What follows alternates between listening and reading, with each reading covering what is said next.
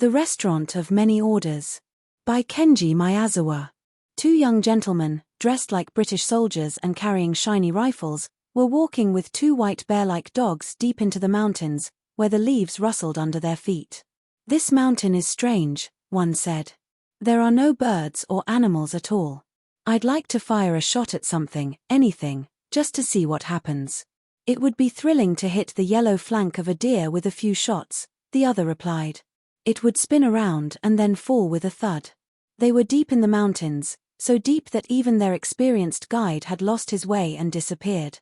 The mountain was so imposing that their dogs, those white bear-like creatures, became dizzy, howled for a while, foamed at the mouth, and died. "I've lost 2,400 yen, said one gentleman, examining the eyelids of one of the dogs. "I've lost 2,800 yen, said the other, bowing his head in frustration. The first gentleman, his face slightly pale, looked intently at the other and said, "I think I'll go back."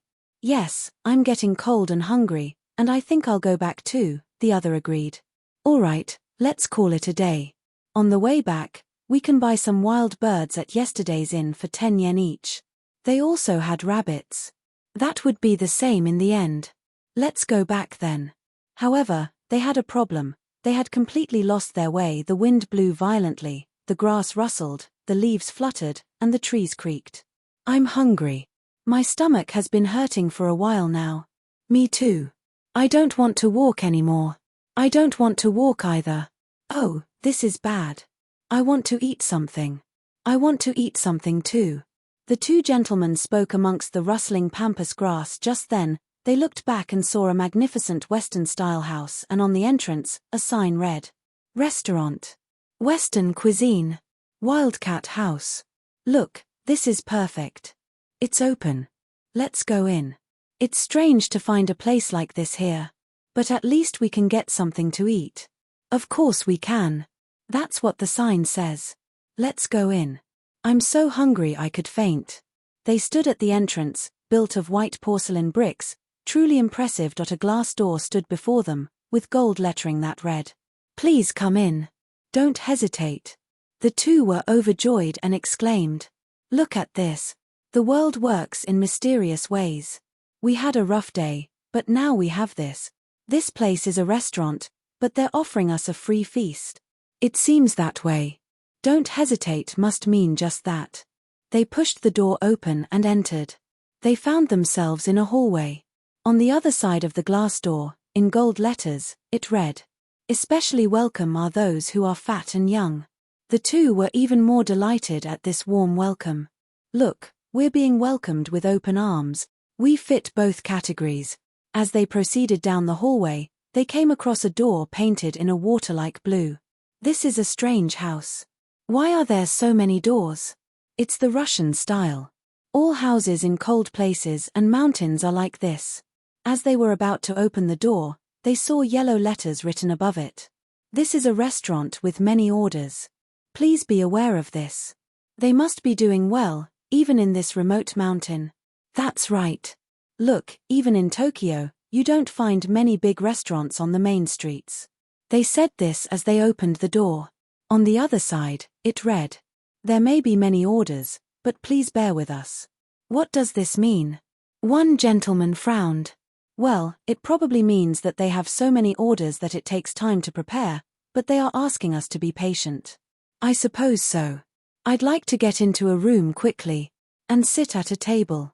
But to their dismay, there was yet another door.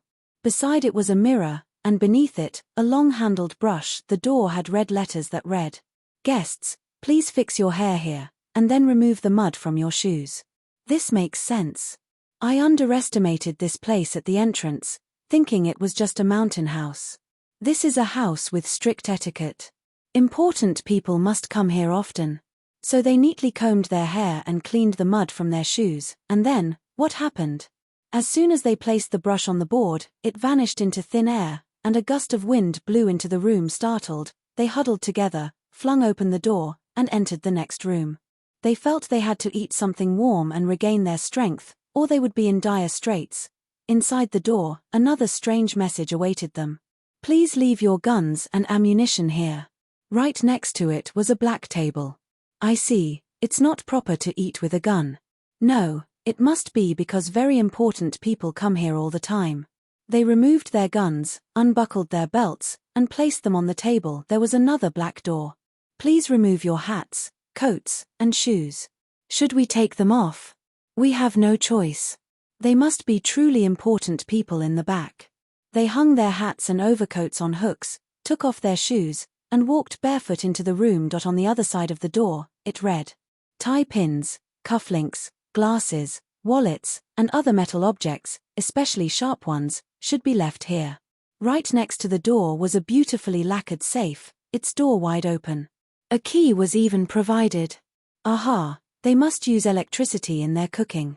Metal objects are dangerous, especially sharp ones, that's what they're saying. That must be it. So, we pay the bill here on our way out? It seems so. Yes, definitely. They removed their glasses, cufflinks, and everything else, placed them in the safe, and snapped it shut. A little further on, there was another door, and in front of it, a glass jar. The door had the following inscription: "Please apply the cream in the jar thoroughly to your face and limbs." Indeed, the jar contained what appeared to be milk cream. What's with the cream? Well, it's very cold outside. If the room is too warm, your skin might crack. This is a precaution. There must be very important people in the back. We might even get to meet some nobles here. They applied the cream to their faces, hands, and then, taking off their socks, to their feet. There was still some left, so they each pretended to apply it to their faces while secretly eating it. Then, hurriedly opening the door, they saw on the other side. "Did you apply the cream well? Did you apply it to your ears?" A small jar of cream was placed there as well. "Oh right, I didn't apply it to my ears. I almost cracked my ears." The owner of this place is very thorough. Yes, he's attentive to detail. By the way, I'm starving, but this endless hallway is getting on my nerves. Right in front of them was another door. "Your meal will be ready soon. Please wait no more than 15 minutes. You'll be eating soon. Please sprinkle the perfume from the bottle thoroughly on your head." A shiny perfume bottle was placed in front of the door. They splashed the perfume on their heads. However, the perfume smelled strangely like vinegar. "This perfume smells like vinegar. What's going on? They must have made a mistake. Maybe the maid has a cold and put the wrong thing in." They opened the door and went inside. On the other side of the door, in large letters, it read, "We apologize for the many orders and the inconvenience. This is the last one. Please rub the salt from the jar thoroughly all over your body." Indeed, a fine blue porcelain salt jar was placed there, but this time, both were shocked and looked at each other's cream-covered faces. This is strange. I think it's strange too. The many orders are orders they're giving us. So, a Western restaurant, as I understand it, is not a place where they serve Western food to people who come in, but a place where they turn people who come in into Western food and eat them. This, th, that is, we are. He started trembling and couldn't speak anymore. If it is, we. Oh God. He trembled violently and couldn't speak anymore. "Are you, N?" One gentleman, trembling, tried to push the back door, but it wouldn't budge. Further in, there was another door with two large keyholes, shaped like a silver fork and knife, and the inscription, "No need to trouble yourselves. You've done splendidly. Now, please come into our stomachs." And from the keyholes, two blue eyeballs peered at them. They trembled uncontrollably. They trembled uncontrollably. The two burst into tears. Then, from behind the door, they heard whispers. "No good. They've noticed. They're not rubbing in the salt. Of course. The boss messed up. Writing that stupid thing. We apologize for the many orders and the inconvenience." Whatever. They won't even give us the bones anyway. That's true. But if they don't come in here, it's our fault. Let's call them. "Hey, customers. Please come in. Come in. Come in. The plates are washed, and the greens are nicely salted. All that's left is to arrange them nicely on the white plates. Please come in. Hey, come in. Come in. Or do you dislike salad? Then we'll make a fire and fry you up. Anyway, please come in." The two were so terrified that their faces became like crumpled pieces of paper. They looked at each other, Trembling and weeping silently from inside, they heard chuckles and then shouts. Come in, don't cry, or you'll wash away all that lovely cream. Here we are. Coming right up. Come in quickly. The boss is already wearing a napkin, holding a knife, licking his lips, and waiting for you. The two cried and cried and cried and cried. Suddenly, from behind them, they heard. Woof, woof, grr. The two white bear-like dogs burst through the door and into the room. The eyeballs in the keyholes vanished instantly. The dogs growled and circled the room for a while, then with a loud bark, woof, they lunged at the next door. The door flew open, and the dogs leaped through as if being sucked in from the darkness. Beyond the door came the sounds. Meow, grr, rumble.